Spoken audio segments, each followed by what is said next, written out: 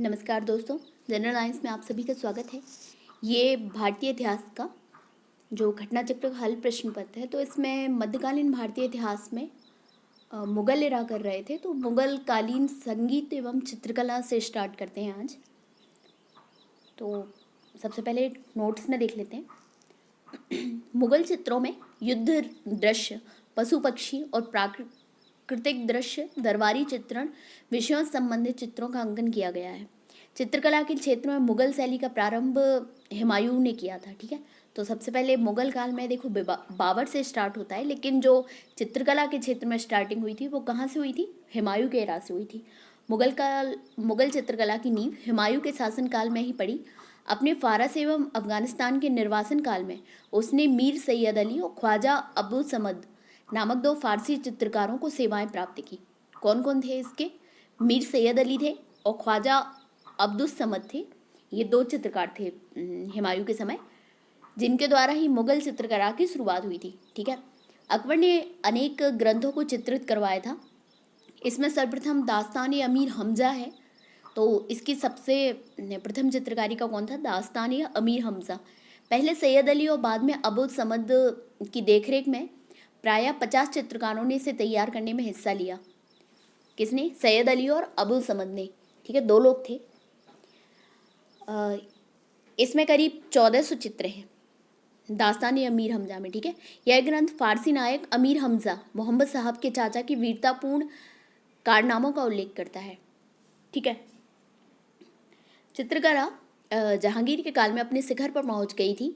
जहांगीर चित्रकला का बहुत बड़ा पारखी था। जहांगीर के दरबार के सुप्रसिद्ध चित्रकारों में अबुल हसन नादरुल जमा की उपाधि जिसे प्राप्त थी, उस्ताद मंसूर नादरुल असर की उपाधि प्राप्त थी। इसके अलावा फारूक बेग, माधव विसनदास, अकार रिजा, मोहम्मद नादिर, मोहम्मद मुराद, मनोहर माधव, गोवर्धन इत्यादि उल्लेखित हैं। अबुल हसन ने जहांगीर के सिंहासनारोहण का एक चित्र बनाया था, जिसे जहांगीर की आत्मकथा तुजु के जहांगीर के मुख्य पृष्ठ पर लगा दिया गया था। तो किसका चित्र लगा है? अबुल हसन का बनाया हुआ लगा है। ठीक है, तुजु के जहांगीर में। इस प्रकार जहांगीर के काल को मुगल चित्रकला का स्वर्ण युग कहा जाता था। अच्छा, ये जो ऊपर लाइन दी गई थी कि जहांगीर चित्रकला का बहुत बड़ा कुशल पारखी था, तो इस बारे में कहा जाता है कि वो अपने चित्रकारों को इतने अच्छे से जानता था कि वो कहता था कि अगर कोई चित्र मेरे पास रख दिया जाए तो मैं बिना उसके बता सकता हूँ कि किसने इसमें क्या क्या बनाया, कौन से चित्रकार का बनाया हुआ क्या है। ठीक है,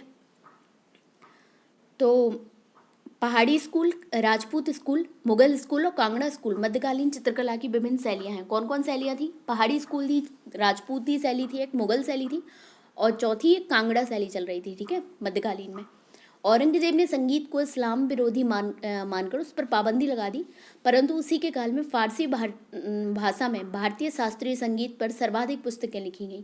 औरंगजेब संगीत विरोधी होने के बावजूद स्वयं एक कुशल वीणा वादक था। तो कौन? औरंगजेब क्या था? वीणा वादक था। ठीक है, तोड़ी राग प्रातःकालीन गाया जाने वाला राग है। यह राज दरबारों में भाटों एवं चारणों द्वारा गाया जाता था। हरिदास संप्रदाय के संगीत अर्चना केंद्रों की संख्या 5 थी। इन्होंने ब्रज भाषा में अनेक ध्रुपद की रचना की है। वे गायन और वादन दोनों कलाओं में प्रवीण थे। उनके विषय में इनके अनेक शिष्य थे, जिनमें से तानसेन, बैजू बाबरा, गोपाल नायक, मदन लाल का नाम उल्लेखनीय है हरिदास संप्रदाय के। ठीक है, नेक्स्ट है अकबर के शासनकाल के दौरान तानसेन ने स्वामी हरिदास प्रमुख ध्रुपद गायक थे। तानसेन अकबर के दरबार का प्रसिद्ध संगीतज्ञ था। तानसेन का मूल नाम रामधनु पांडे था। वह अकबर के नवरत्नों में से एक था। अकबर के दरबार में आने से पहले तानसेन रीवा के राजा रामचंद्र के दरबार में था, जहां से अकबर ने उसे अपने दरबार में बुलाया था, बहुत उच्च स्थान प्रदान किया था। अच्छा, वो जो तानसेन नाम था वो भी रीवा के जो राजा थे रामचंद्र कहा जाता है, उन्हीं ने दिया था इसको। ठीक है, अकबर ने तानसेन को कंठाभरण वाणी विलास की उपाधि प्रदान की थी। और अकबर ने कौन सी दी थी? कंठाभरण वाणी विलास की उपाधि। ठीक है, विलास खां जहांगीर के दरबार का प्रमुख संगीतज्ञ था। शाहजहां के दरबार के प्रमुख गायक थे जगन्नाथ, रामदास, सुखसेन, सूरसेन, लाल खां, दुरंग खां आदि। मोहम्मद शाह रंगीला के समय ख्याल गायन लोकप्रिय हुआ। कौन सा हुआ मोहम्मद शाह रंगीला के समय? ख्याल। राजस्थान की प्रसिद्ध शैली किशनगढ़ शैली चित्रकला से संबंधित है। यह शैली अपनी श्रृंगारिक चित्रों के लिए संपूर्ण भारत में जानी जाती है।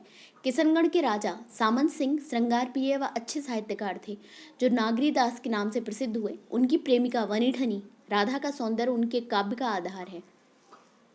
कौन? किशनगढ़ के राजा सामंत सिंह की प्रेमिका बनीठनी, ठीक है,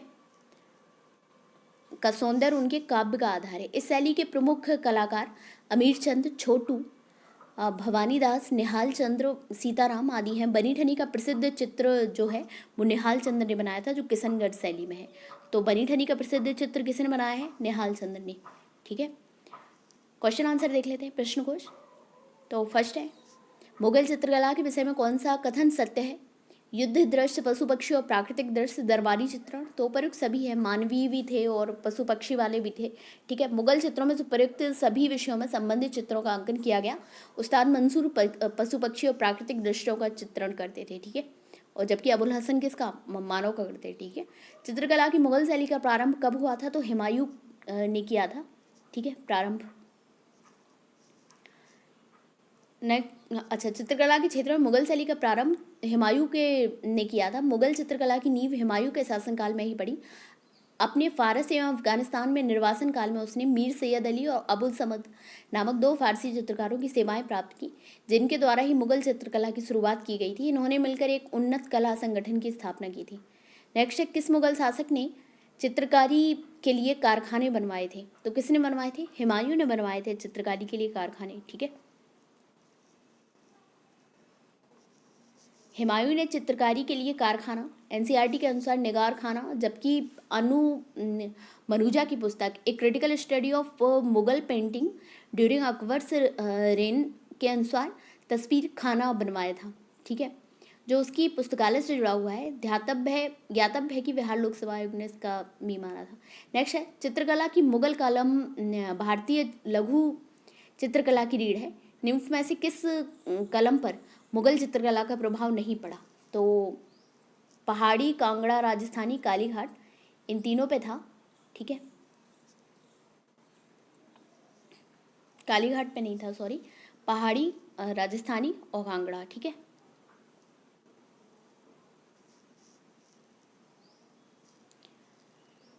मुगल चित्रकला ने पहाड़ी, राजस्थानी एवं कांगड़ा चित्रकला को प्रभावित किया था, किंतु कालीघाट चित्रकला पर मुगल प्रभाव नहीं है। इसने अपने प्रतिमान स्थानीय संदर्भों से ग्रहण किए हैं। दास्तान अमीर हमजा का चित्रांकन किसके द्वारा किया गया? तो ये अबू समद के द्वारा किया गया था। और भी लोग थे इसमें, लेकिन मैन जो थे अबू समद का माना जाता है। अकबर ने अनेक ग्रंथों को चित्रित कराया था। इसमें सर्वप्रथम दास्तान अमीर हमजा यह हुमायूं के काल में चित्रित होना आरंभ हुआ और अकबर के शासनकाल में पूर्ण हुआ। वदाइनू शाहनवाज खां के अनुसार इसे तैयार करने में लगभग 15 वर्ष लगे थे और पहले सैयद अली और बाद में अबू समद की देखरेख में प्रायः 50 चित्रकारों ने इसे तैयार करने में हिस्सा लिया। इसमें करीब 1400 चित्र हैं। यह एक ग्रंथ फारसी नायक अमीर हमजा मोहम्मद साहब के चाचा की वीरतापूर्ण कारनामों का उल्लेख है, ठीक है। नेक्स्ट है, दसवंत और बसावन प्रसिद्ध चित्रकार मुगल सम्राट के राज दरबारी थे। तो अकबर के राज दरबारी थे दसवंत और बसावन, जिसमें दसवंत मानसिक रूप से विक्षिप्त हो गया था। दसवंत और बसावन अकबरकालीन चित्रकार थे। दसवंत जो एक कहार का बेटा था के काम से अकबर इतना प्रभावित हुआ था कि उसे अपने समय के अग्रणी चित्रकार बनने में सहयोग दिया, किंतु बाद में महान चित्रकार मानसिक रूप से विक्षिप्त हो गया और 1584 में इसने आत्महत्या कर ली। अकबरकालीन चित्रकारों के नाम अबुल फजल ने अपनी पुस्तक आईने अकबरी में गिनाए हैं। दसवंत, बसावन, केशवलाल, मुकुंद, मिस्किन, फारूक, जगन, महेश, खेमकरण, तारा, सांबल, हरिवंश एवं राय आदि। यूरोपीय चित्रकारी का प्रवेश किसके दरबार में हुआ? तो किसके दरबार में हुआ? अकबर के दरबार में हुआ था यूरोपीय चित्रकारी का अकबर के दरबार में यूरोपीय चित्रकला का प्रवेश पुर्तगालियों के माध्यम से हुआ था, जिनमें मुगल चित्रकारों ने दो विशेषताएं ग्रहण की थी। व्यक्तित्व विशेष का चित्रण, दृश्य में आगे दिखने वाले वस्तुओं को छोटे आकार में बनाना। चित्रकला का विकास हुमायूं के शासनकाल में प्रारंभ हुआ। अकबर के शासनकाल में यूरोपीय चित्रकला का प्रभाव मुगल चित्रकला शैली पर पड़ा। अकबर के दरबार में मिश्किन एक यूरोपीय शैली का चित्रकार था। अकबर के समय कौन सा? मिस्किन, ठीक है। अकबर के समय दसवंत अग्रणी चित्रकार था और जहांगीर के शासनकाल को मुगल चित्रकला का स्वर्णयुग कहा जाता है। नेक्स्ट है, जहांगीर चित्रकार थे, कौन जहांगीरी चित्रकार थे, ठीक है, इसे बताना है। अबुल समद, तो ये तो हुमायूं और अकबर के टाइम था। अबुल हसन और अकारिजा, मीर सैयद अली, तो अबुल हसन था और कौन था? अकारिजा था, ठीक है। तो अकारिजा और अबुल हसन, ये दो हो जाएंगे, ठीक है। तो कौन सा आंसर हो जाएगा? बी हो जाएगा। अबुल हसन, उस्ताद मंसूर, फारूक बेग, बिसन दास, अकारिजा, मोहम्मद नादिर, मोहम्मद मुराद, मनोहर, माधव, गोवर्धन जहांगीर के समय के प्रमुख चित्रकार थे। मीर सैयद अली और अबू समद ने हुमायूं के समय में मुगल चित्रकला की आधारशिला रखी थी। मुगल चित्रकला ने किसके शासनकाल में उन्नति की? तो जहांगीर के काल में की थी। सी हो जाएगा आंसर। मुगल चित्रकला जहांगीर के काल में अपने शिखर पर पहुंच गई थी। जहांगीर चित्रकला का बड़ा कुशल पारखी था। मुगल शैली में मनुष्यों का चित्र बनाते समय एक ही चित्र में विभिन्न चित्रकारों द्वारा मुख्य, शरीर और पैरों को चित्रित करने का रिवाज था। जहांगीर का दावा था वह किसी भी चित्र में विभिन्न चित्रकारों के अलग अलग योगदान को पहचान सकता था। शिकार, युद्ध और राज दरबार के दृश्यों को चित्रित करने के अलावा जहांगीर के काल में मनुष्यों और जानवरों के चित्र को बनाने की कला में विशेष प्रगति हुई।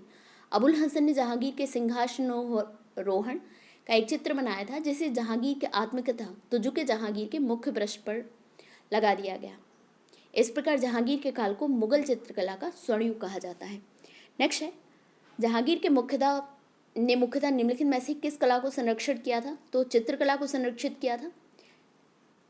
11th है, इनमें से किस मुगल सम्राट ने सचित्र पांडुलिपियों से ध्यान हटाकर चित्राधार एल्बम में व्यक्तिक रूप चित्रों पर अधिक जोर दिया? तो ये जहांगीर थे, ठीक है। हुमायूं के समय से ही मुगलों ने चित्रकला में अभिरुचि दिखाई। हुमायूं और अकबर के समय में चित्रकारी के तहत मुख्यतः सचित्र पुस्तकों, पांडुलिपियों यथा तूतीनामा, हमजानामा, रज़्मनामा, अनवर सुहेली आदि में प्राकृतिक दृश्य, ज्यामितीय दरबार और शिकार के दृश्यों का अंकन किया गया था। इसके विपरीत जहांगीर ने छवि चित्रण को सर्वाधिक महत्व दिया। स्वयं जहांगीर ने अकेले या नूरजहां के साथ फारस के सम्राट, दरबारियों, पशु पक्षियों आदि के अनेक व्यक्तिक रूप चित्र बनवाए और अनेक चित्राधारों का निर्माण करवाया। पहाड़ी school, Rajput school, Mughal school और कांगड़ा स्कूल निम्न में से किस कला की विभिन्न शैलियों को दर्शात करते हैं? तो ये चित्रकला की विभिन्न शैलियाँ हैं, ठीक है। पहाड़ी स्कूल बी हो जाएगा इसका आंसर। पहाड़ी स्कूल और कौन? राजपूत स्कूल, मुगल स्कूल, कांगड़ा मध्यकालीन चित्रकला की विभिन्न शैलियाँ हैं। उत्तर पश्चिमी हिमालय क्षेत्र में के विभिन्न पहाड़ी राज्यों में की जाने वाली चित्रकारी को सामान्यतः पहाड़ी चित्रकला कहते हैं। इसमें वर्तमान हिमाचल प्रदेश, जम्मू और कश्मीर, उत्तराखंड का टिहरी गढ़वाल क्षेत्र आते हैं, ठीक है। किशनगढ़ शैली किस कला के लिए प्रसिद्ध है? तो ये चित्रकला के लिए प्रसिद्ध है, जिसमें बनी ठनी फेमस है, ठीक है। श्रृंगारिक चित्रों के लिए संपूर्ण भारत में जानी जाती है। तो इसका बी आंसर हो जाएगा। कौन सा एक संगीत वाद्य बजाने में औरंगजेब की दक्षता थी? तो वीणा बजाता था। औरंगजेब ने संगीत को इस्लाम विरोधी मानकर उस पर पाबंदी लगा रखी थी, परंतु उसी के काल में फारसी भाषा में भारतीय शास्त्रीय संगीत पर सर्वाधिक पुस्तकें लिखी गईं। औरंगजेब संगीत विरोधी को होने के बावजूद स्वयं एक कुशल वीणा वादक था। प्रातःकाल में गाया जाने वाला राग है, कौन सा है? तो तोड़ी गाया जाता है प्रातःकाल। तोड़ी राग प्रातःकालीन गाया जाने वाला राग है। राज दरबारों में भाटों एवं चारणों द्वारा गाया जाता है। तानसेन, बैजू बावरा, गोपाल नायक जैसे संगीतज्ञों ने स्वामी हरिदास से प्रशिक्षण प्राप्त किया था। स्वामी हरिदास के अनुयायियों ने कितने संगीत अर्चना केंद्रों की स्थापित की थी? तो 5 केंद्रों की स्थापना की थी, ठीक है। हरिदास ने ब्रज भाषा में अनेक ध्रुपदों की रचना की और उन्हें गेय रूप दिया। वे गायन और वादन दोनों कलाओं में प्रवीण थे। इनके अनेक शिष्य थे, जिनमें से तानसेन, बैजू बावरा, गोपाल नायक, मदन लाल का नाम उल्लेखनीय है। अकबर के शासनकाल में ध्रुपद गायकों में सम्मिलित थे कौन कौन थे? तानसेन थे और हरिदास थे। अकबर के शासनकाल में थे, हालांकि 2 थे, ठीक है, तानसेन और हरिदास। तानसेन इनके दरबारी थे, जबकि हरिदास किसी के दरबार के नहीं थे, ठीक है, स्वतंत्र थे। अकबर के शासनकाल के दौरान तानसेन और स्वामी हरिदास प्रमुख ध्रुपद गायक थे। बिलास खां जो थे वो जहांगीर के दरबार का प्रमुख संगीतज्ञ था। प्रसिद्ध तानसेन का मकबरा स्थिर है। तो तानसेन का मकबरा कहाँ पे है? तो ये ग्वालियर में स्थिर है तानसेन का मकबरा। यहाँ पे प्रतिवर्ष सम्मेलन भी होता है, ठीक है, उत्सव होता है ये तानसेन का। तानसेन अकबर के दरबार का प्रसिद्ध संगीतज्ञ था। इसका मूल नाम रामतनु पांडे था। वह अकबर के नवरत्नों में से एक था। अकबर के राज दरबार में आने से पहले तानसेन रीवा के राजा रामचंद्र के दरबार में था, जहाँ से अकबर ने उसे अपने दरबार में बुलवाया और बहुत उच्च स्थान प्रदान किया। अकबर ने तानसेन को कंठाभरण वाणी विलास की उपाधि प्रदान की थी। अबुल फजल के अनुसार उसके समान भारतवर्ष में उससे पहले 1000 वर्ष तक कोई भी अच्छा गायक नहीं हुआ। उसने राजा मानसिंह द्वारा स्थापित ग्वालियर स्कूल में शिक्षा प्राप्त की और उसका मकबरा ग्वालियर में स्थित है। तानसेन का मूल नाम क्या था? तो बी हो जाएगा, रामतनु पांडे था, ठीक है। नेक्स्ट है, राजाओं में से किसने अकबर के पूर्व तानसेन को संरक्षण दिया था? तो कौन थे? भाटा का राजा रामचंद्र सिंह थे, ये रीवा का, ठीक है। निम्न में से किस मुगल शासक ने लाला कलावंत से हिंदू संगीत की शिक्षा ली थी? तो अकबर ने ली थी। मुगल शासक अकबर नगाड़ा बजाने में प्रवीण था। इसने लाल कलाम से हिंदी संगीत की शिक्षा ली थी, ठीक है। तो मुगलकालीन साहित्य स्टार्ट करते हैं। नोट्स, गुलबदन बेगम बाबर की पुत्री थी। उसका जन्म 1523 ईस्वी में तथा मृत्यु 1603 ईस्वी में हुई थी। गुलबदन बेगम, ठीक है। उसने अपनी प्रसिद्ध रचना हुमायूंनामा, ये हुमायूं की बहन थी और उन्होंने हुमायूंनामा लिखा था, ठीक है, ऐतिहासिक विवरण लिखे। अकबर उसका बहुत सम्मान करता था। तो अकबर की कौन बुआ हुई ना? हुमायूंनामा किसने लिखा है? गुलबदन बेगम, जो कि हुमायूं की बहन थी और अकबर की बुआ। गुलबदन बेगम ने स्वयं लिखा है कि उसने अकबर के आदेश पर अकबर और बाबर और हुमायूं का इतिहास अपनी स्मृति से लिखा था। गुलबदन बेगम ने अपनी इस रचना में हुमायूं और कामरान के मध्य युद्ध का भी वर्णन किया है, ठीक है। हुमायूं और किसके? कामरान हुमायूं के भाई थे, ठीक है। महामंगा ने दिल्ली के पुराने किले में खैरुल मंजिल अथवा खैर उल मंजिल नामक मदरसे की स्थापना कराई थी। तो मदरसे की स्थापना किसने कराई थी दिल्ली के पुराने किले में, और नाम क्या था उसका? खैरुल मंजिल। तो महामंगा ने करवाई थी, ठीक है, जिसे मदरसा-ए बेगम भी कहा जाता था। संस्कृत में ग्रंथ हितोपदेश का फारसी भाषा में अनुवाद 1450 के आसपास ताज अल दिन मुफ्ती अल मक्की की द्वारा मुफ्रे अल कुबाल नाम से किया गया था। तो कौन सा? हितोपदेश संस्कृत का है। तो इसे किस नाम से? मुफ्रिल अल कुबाल, ठीक है, फारसी भाषा में। ताजुल दिन मुफ्ती अल मक्की को ही त्रुटिवश कुछ पुस्तकों में ताजुल माली लिखा गया है, ठीक है। मुगलकालीन लेखक एवं उनकी पुस्तकें, ठीक है, ये बताना है। तो इसमें कौन कौन है? निज़ामुद्दीन अहमद। निज़ामुद्दीन अहमद की कौन सी है? तबकात अकबरी, ठीक है। तबकात अकबरी किसकी है? निज़ामुद्दीन अहमद की। ये पूछा गया है बहुत बार, ठीक है। अब्बास खां सरवानी, तो इनके क्या है? अब्बास खां सरवानी की तारीख़ शेरशाही, ठीक है, या फिर तोहफ़ा अकबर शाही, ठीक है। हसन निज़ामी ने कौन सी लिखी है? ताजुल मासिर लिखी है। ख्वांद मीर ने कौन सी लिखी है? कानून हुमायूनी लिखी है। भीमसेन ने क्या लिखी है? नुस्ख़ा-ए दिलकुशा। तो नुस्ख़ा-ए दिलकुशा किसने लिखी है? भीमसेन ने, ठीक है। मिर्ज़ा मोहम्मद काजिम, इन्होंने कौन सी लिखी है? आलमगीर नामा। गुलाम हुसैन ने कौन सी लिखी है? सियारुल मुतकरीन। मोहम्मद सालेह ने कौन सी लिखी है? आलिम सालेह। इनायत खान ने लिखी है शाहजहाँ नामा। तो शाहजहाँ नामा किसने लिखा है? ये लिखा है इनायत खान ने, ठीक है। चंद्रभान ब्राह्मण था इसने चहार चमन लिखा है, ये फारसी में इसने में था। जो मोतमिद खां, इसने कौन सी लिखी है? इकबाल नामा जहांगीरी, ठीक है। अब्दुल हमीद लाहौरी शाहजहाँ के शासनकाल पर का एक राजकीय इतिहासकार था। तो शाहजहाँ का राजकीय इतिहासकार कौन था? ये पूछ सकते हैं कहीं भी। तो अब्दुल हमीद लाहौरी, ठीक है, अब्दुल हमीद लाहौरी था। उसने अपनी पुस्तक पातशाहीनामा में शाहजहाँ कालीन इतिहास का वर्णन किया है। तो किसने? अब्दुल हमीद लाहौरी। इसने क्या लिखा है? पातशाहीनामा। ठीक है। अकबर द्वारा स्थापित अनुवाद विभाग में संस्कृत, अरबी, तुर्की एवं ग्रीक भाषाओं की अनेक कृतियों का अनुवाद फारसी भाषा में किया गया। पंचतंत्र का अनुवाद विभिन्न शासकों के काल में अलग अलग नामों से किया गया। गजनबी काल में नसरुल्लाह मुंशी सिराजी ने कलीला व दिमना है बहराम शाही के नाम से, ठीक है, पंचतंत्र का किससे? नसरुल्लाह मुंशी कलीला व दिमना है बहराम शाही के नाम से। और सुल्तान हुसैन मिर्जा के काल में मुल्ला वाइज हुसैन कारसी ने अनवर सुहेली के नाम से। तो अनवर सुहेली नाम से किसने किया था पंचतंत्र का? ये किया था मुल्ला वाइज हुसैन कासफी ने। ठीक है। अकबर के काल में अबुल फजर ने किस नाम से किया था? आयर दानिश। ठीक है। तो तीन नामों का यहाँ पे जिक्र किया गया है। कलीला व दिमना है बहराम शाही और अनवर सुहेली के नाम से, और आयर दानिश अबुल फजल ने किया है अकबर के काल में। ठीक है। अकबरनामा अकबर के नवरत्नों में से अबुल फजल द्वारा अकबर शासनकाल के आधिकारिक वृत्तांत के रूप में लिखा गया था। यह तीन भागों में है। इसका तीसरा भाग आईने अकबरी है। ठीक है। जो तीसरा भाग है उसको कहा जाता है आईने अकबरी। ठीक है। फारसी मुगलों की राजभाषा थी। तो मुगलों की राजभाषा कौन सी थी? फारसी थी। ठीक है।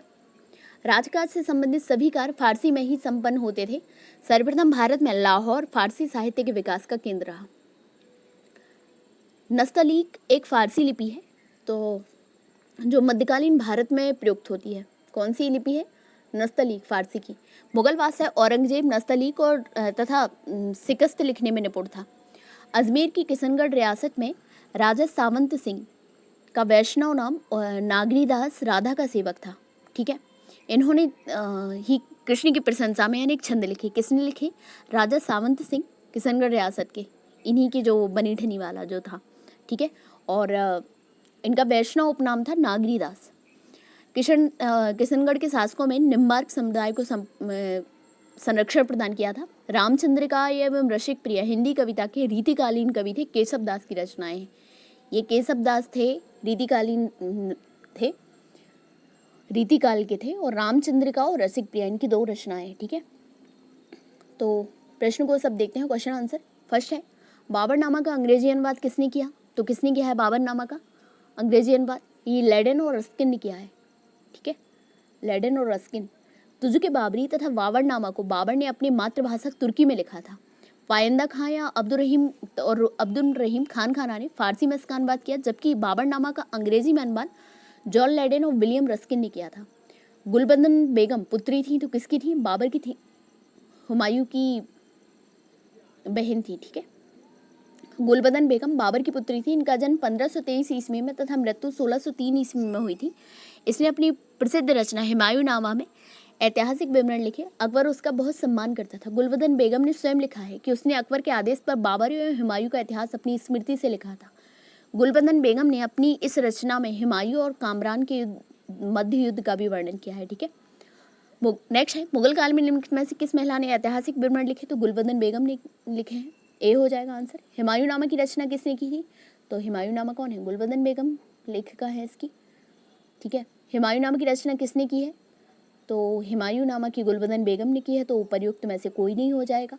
दिल्ली का वह शिक्षा केंद्र जो मदरसा बेगम कहलाता था, किसके द्वारा स्थापित किया गया था? ये पुरानी दिल्ली में दिल्ली के किले में है। महामंगा मदरसा था ये। ठीक है। महामंगा ने दिल्ली के पुराने किले में खैरुल मंजिल अथवा खैर उल मंजिल नामक मदरसे की स्थापना कराई थी, जिसे मदरसा बेगम भी कहा जाता था। दिल्ली में पुराना किला के सामने खैरुल मंजिल नामक मस्जिद का निर्माण किसने करवाया था? तो महामंगा ने करवाया था। डी हो जाएगा इसका आंसर। ठीक है। नेक्स्ट है निम्नलिखित में से किसने हितोपदेश का फारसी में अनुवाद किया था? तो किसने किया था? ये ताजुल माली ने किया था हितोपदेश का। ठीक है। ठीक है। ताजुल माली ने हितोपदेश का। संस्कृत ग्रंथ ताजुल माली का फारसी भाषा में अनुवाद 1450 ईस्वी में आसपास ताजुल दिन मुफ्त अल मकीकी द्वारा मुफरे अल कुबाल नाम से किया था। ताजुल दिन मुफ्ती अल मकीकी को ही त्रुटिवश कुछ पुस्तकों में ताजुल माली लिखा गया है। ठीक है। ताजुल दिन मुफ्ती अल मकीकी नाम है मेन तो। ठीक है। इसमें सूची बनो सूची 2 दी गई है, मिलान करना है। तो भीमसेन की क्या है, नुस्खा-ए दिलखुशा है, और मोहम्मद काजिन की क्या है, हुमायूं नामा तो गुलबदन बेगम का है ना, तो क्या हो जाएगा, डी का तो बन हो जाएगा, 2 है, ठीक है। और हसन निज़ामी की क्या हो जाएगा, ताजुल नासिर क्या हो जाएगा,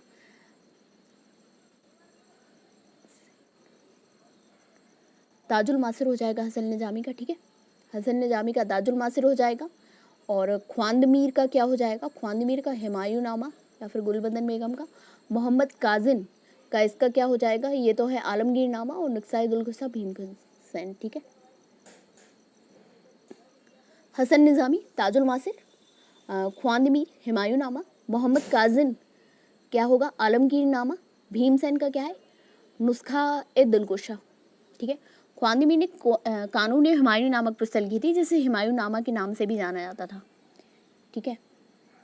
नेक्स्ट है आलमगीर नामा, तबकाते अकबरी, चहार चमन, तो चहार चमन के तो यही हैं, चंद्रभान ब्राह्मण है, ठीक है। इकबाल नामा जहांगीर,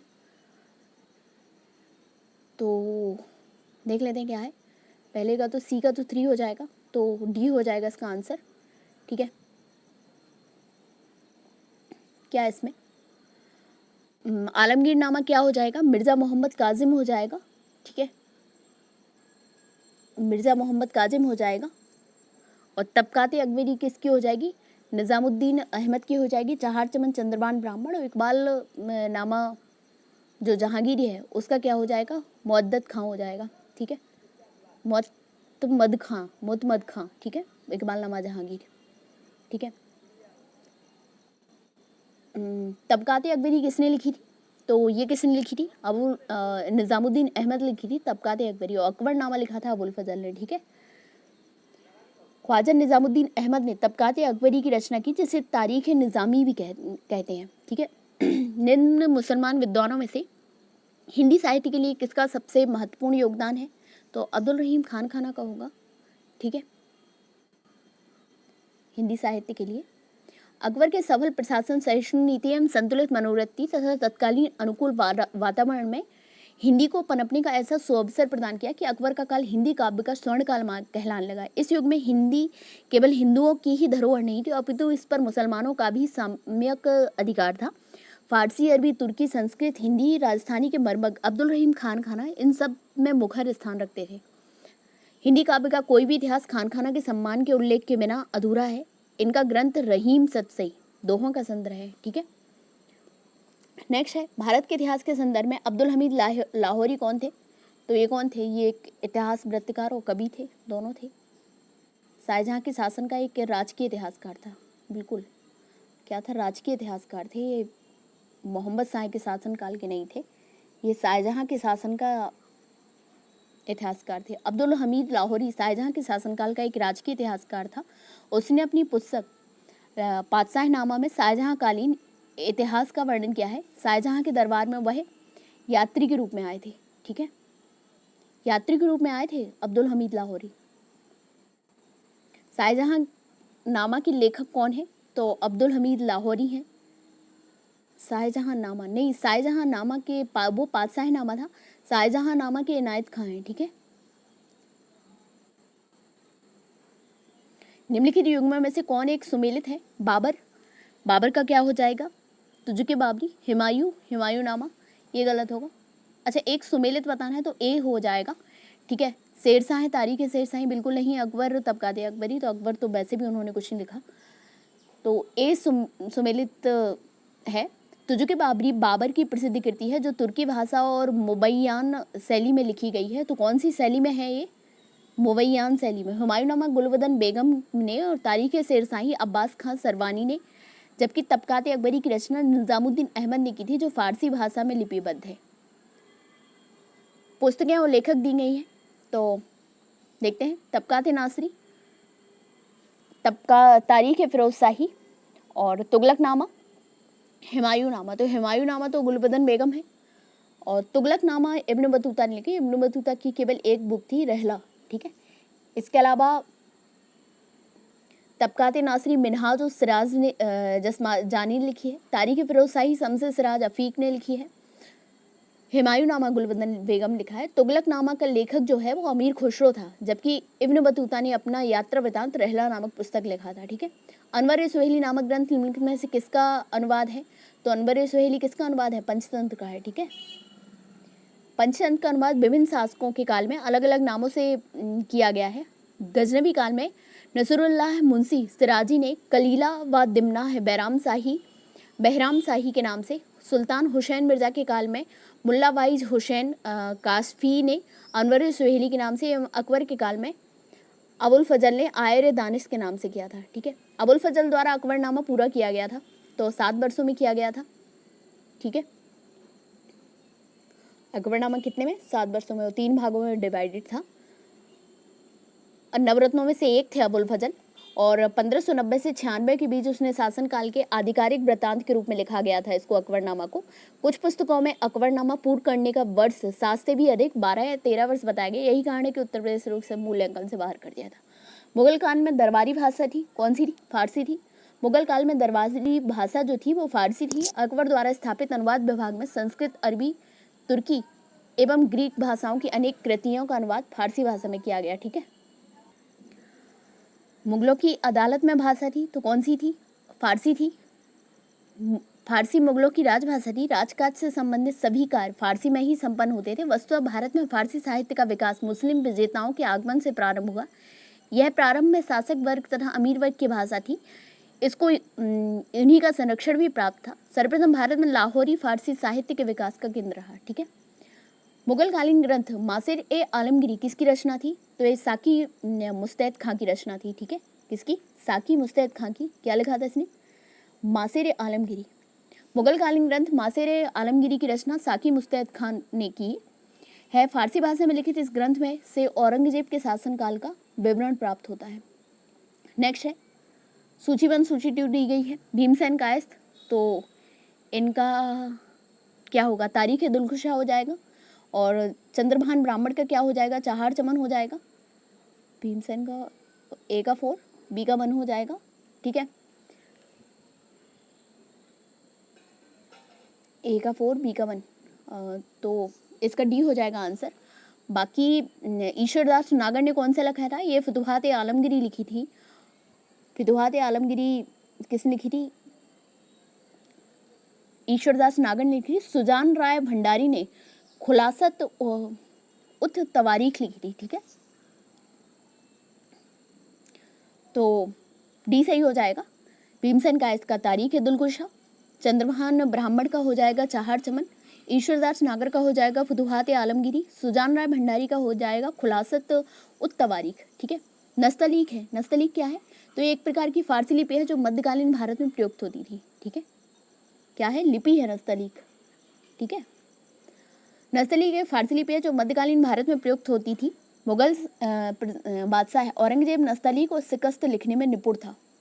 औरंगजेब, ठीक है। कवि हृदय जिसने नागरी दास के नाम से कृष्ण की प्रशंसा में छंद लिखे, तो ये सावंत सिंह थे, किशनगढ़ शैली वाले, ठीक है। अजमेर के किशनगढ़ रियासत के राजा सावंत सिंह का वैष्णव उपनाम नागरीदास राधा का सेवक था। इन्होंने ही कृष्ण की प्रशंसा में अनेक छंद लिखे। किशनगढ़ के शासकों ने निम्बार्क संप्रदाय को संरक्षण प्रदान किया था। नेक्स्ट है निम्न में से किस एक ने महत्वपूर्ण कृतियां रामचंद्र का एवं रसिक प्रिया की रचना की थी? तो ये केशव ने की थी, ठीक है। केशव दास जो रीतिकाल के कवि थे उन्होंने की थी, ठीक है। तो ये हम लोगों का कंप्लीट हो गया है। अब जो मुगल काल का मिसलेनियस है, विविध का है, तो वो हम लोग नेक्स्ट वीडियो में एक सेपरेट बना देंगे, ठीक है। अगर आपको हमारे वीडियो अच्छे लग रहे हैं तो लाइक करिए, हमारे चैनल को शेयर करिए, सब्सक्राइब करिए, और भी वीडियो देखने हैं तो हमारे चैनल में आप लोग देख सकते हैं हिस्ट्री के, नेट से भी प्रीवियस ईयर पेपर, ठीक है। धन्यवाद।